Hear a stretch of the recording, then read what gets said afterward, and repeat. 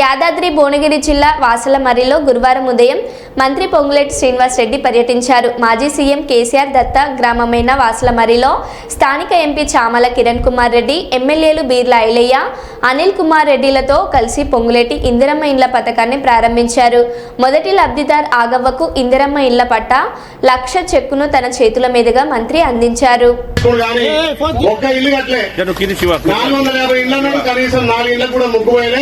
మన గౌరవ ముఖ్యమంత్రి సహకారంతో, మా పెద్దన్న సీనన్న సహకారంతో ఇలా సొంతింటి కళ వాసాలమర్రిలో అరువులందరూ కూడా ఇందిరమ్మ ఇల్లు ఇచ్చి ఈ రోజే ముగ్గు వస్తున్న విధంగా ఇలా కార్యాచరణ అయింది. దానికి ఆగవని అన్నది బిడ్డ, నాకు ఆ ముగ్గు వర్షాన్ని కూడా పైసలు ఇవ్వన్నది.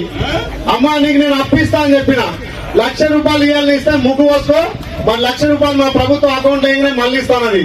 మరి ఇస్తుందో ఏం చేస్తుందో ఆగమని తెలియదు. గతంలో ఆగమైంది కాబట్టి ఖచ్చితంగా ఈ ఊర్లో దత్తత తీసుకొని అరువులందరికీ ఇల్లు కట్టాలని గౌరవ మంత్రి గారి చేత ఇలా ప్రొసీడింగ్ ఇచ్చుకుంటూ ఆమెకు 1,00,000 రూపాయలు కూడా విరాళిస్తున్నాం. ఎవరైనా వాళ్ళ తరఫున పెద్దోళ్ళు ఆ 1,00,000 రూపాయలు తీసుకొని ఆ పీస్ పీట్ కట్టించాల్సిందిగా